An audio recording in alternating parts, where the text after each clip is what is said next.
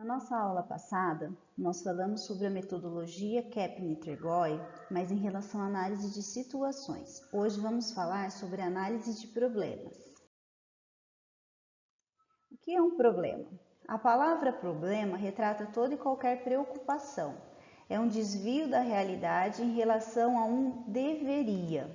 Esse deveria é um padrão de desempenho cuja causa desconhecemos.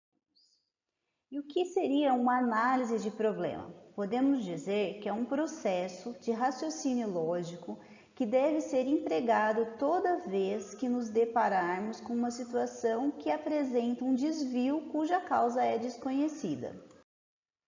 Existem etapas para se analisar um problema. Então, a primeira delas seria enunciar o desvio. Então, enunciar o que está acontecendo que a gente não esperava que acontecesse. Depois, seria especificar o problema, procurar distinções, procurar mudanças, elaborar hipóteses de causa, testar hipóteses de causa, um teste prático e fazer a escolha final. Nós vamos passar por todas essas etapas aqui. A primeira delas, que seria enunciar o desvio. Consiste em se definir de maneira sucinta qual é exatamente o problema. O enunciado, ele deve conter sempre o objeto, que é algo ou alguém que representa o problema, e o desvio, que é o problema propriamente dito, a falha, o defeito, o motivo de nossa preocupação.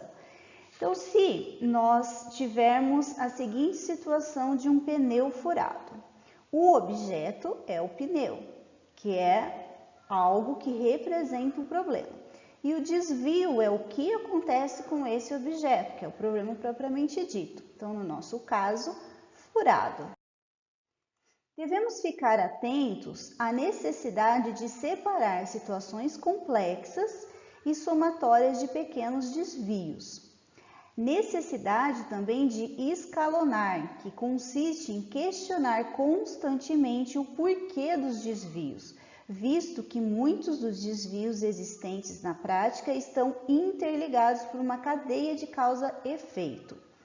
As chances de resolver um problema aumentam, visto que nos aproximamos mais da causa dos desvios e o definimos melhor. Um exemplo de enunciado. O enunciado inicial, reclamações dos clientes sobre o fio X. Por quê? Porque piorou a limpeza têxtil do fio X e porque também aumentou o número de pelos e rolhas no fio X. O enunciado final, aumento de pelos e rolhas no fio X. O objeto é o fio X e o defeito é o aumento de pelos e rolhas. Então, notem que aqui, de um enunciado inicial que era mais complexo, nós transformamos em um enunciado bem mais simples, bem mais sucinto. A segunda etapa é especificar o problema. É uma descrição analítica do problema. Então, se apoia no fato que todo problema é caracterizado por uma existência finita e concreta, que tem uma identificação distinta de outras coisas ou condições.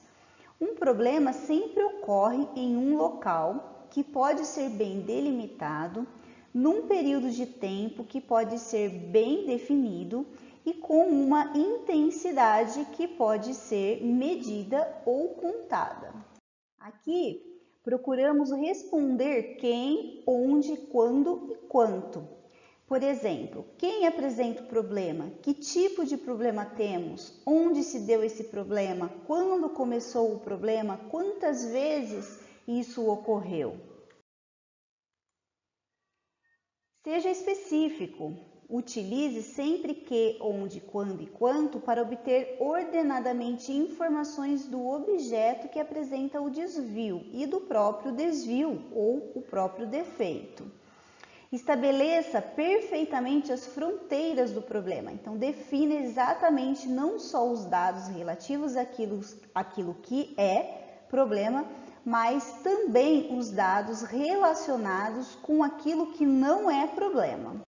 As perguntas mais utilizadas para fazer as especificações do problema são estas descritas nessa tabela. Então, aqui, ó, vejam que nós temos nas linhas o que a gente precisa perguntar e nas colunas eu tenho aqui o é e o não é, como visto anteriormente. Então, por exemplo, para o quê? Que objeto apresenta o defeito? E aí depois eu me pergunto, que objeto não apresenta o defeito, mas poderia apresentar? Que defeito apresenta o objeto? Depois, que defeito não apresenta o objeto, mas poderia apresentar? Em relação ao onde? Onde geograficamente foi observado o objeto com defeito? Onde foi observado o defeito no objeto? Aí, ao contrário, então eu pergunto, onde não foi observado o objeto com defeito? Onde não foi observado o defeito no objeto? Com o quando. Quando, que dia, que mês ou hora foi observado o objeto com defeito? Quando, né, em quais circunstâncias foi observado o objeto com defeito? Quanto, né, quantos objetos apresentaram defeitos? Quantos defeitos apresenta o objeto em relação à dimensão do defeito? E a gente pergunta o contrário também, como vocês podem visualizar aqui nessa tabela. Exemplo de especificação. Então, eu vou fazer as mesmas perguntas agora para aquele problema do fio X. Então, nós verificamos que a gente tinha o fio X e o fio Y. Então, o que, né, aconteceu? O problema está no fio X. Que tipo de problema? Aumento de pelos e rolhas. Em relação ao que não é, então não é o fio X, nesse caso é o fio Y, né, que apresenta o que? Aumento de quebras.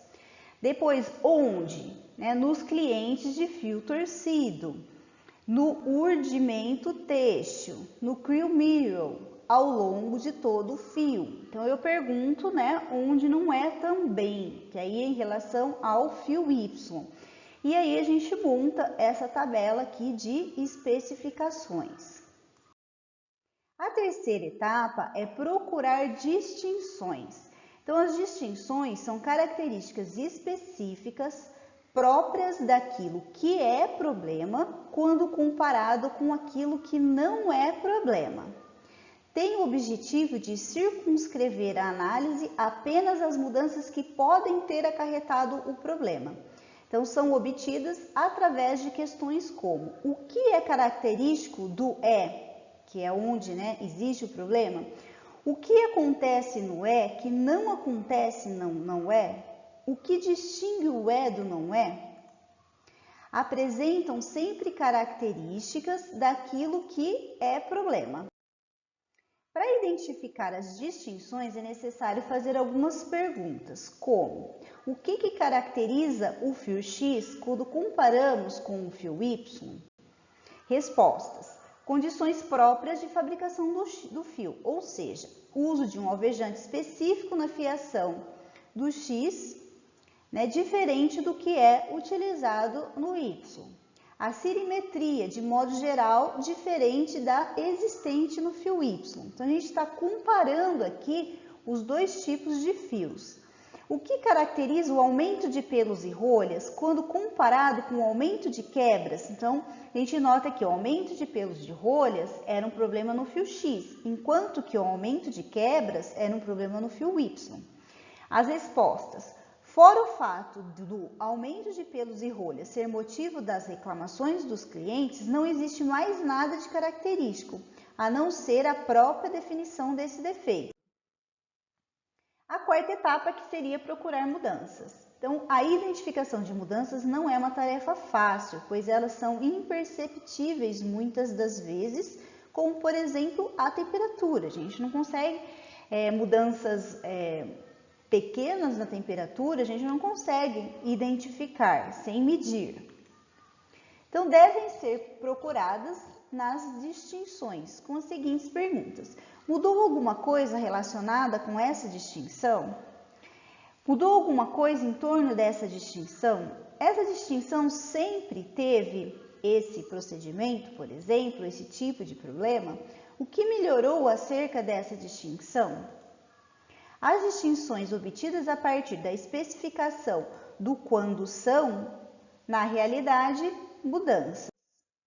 Para identificar as mudanças, é necessário fazer perguntas do tipo: mudou alguma coisa relacionada com o viajante fiação? Em termos de serimetria, houve alguma mudança? Notem que nós estamos pegando sempre a etapa anterior para dar procedência, né? Então, na etapa anterior, nós falamos que estava relacionada à fiação. Então, agora eu preciso identificar se houve alguma mudança relacionada ao viajante fiação. Ou se houve alguma mudança em relação à serimetria. E um exemplo de distinções de mudanças aqui na tabela. Então, aqui, ó, as distinções e as mudanças. Então, o viajante fiação, né, passou, então houve mudanças, né? Passou do tipo A para o tipo B em 24/3/2004. Em relação à serimetria, o esticamento diminuiu em fevereiro de 2006. Em relação à tensão, enrolamento do fio, aumentou em julho de 2004. Em relação ao tempo de virada, destino da produção e motivo das reclamações, ó, não tiveram mudanças. Aí, em relação agora, né, aquelas perguntas aqui que a gente tinha de onde, né? Descobrem o defeito, né? Aqui, gente, ó, vocês notem que essa tabela está se referindo àquela primeira tabela de especificações. Então, os itens que eu não tenho nada escrito é porque não dizem respeito aqui a esse exemplo, tá bom? A gente utilizou aquela tabela geral. Então, aqui, ó, a gente faz essas distinções, né? E quando que ocorreram essas mudanças?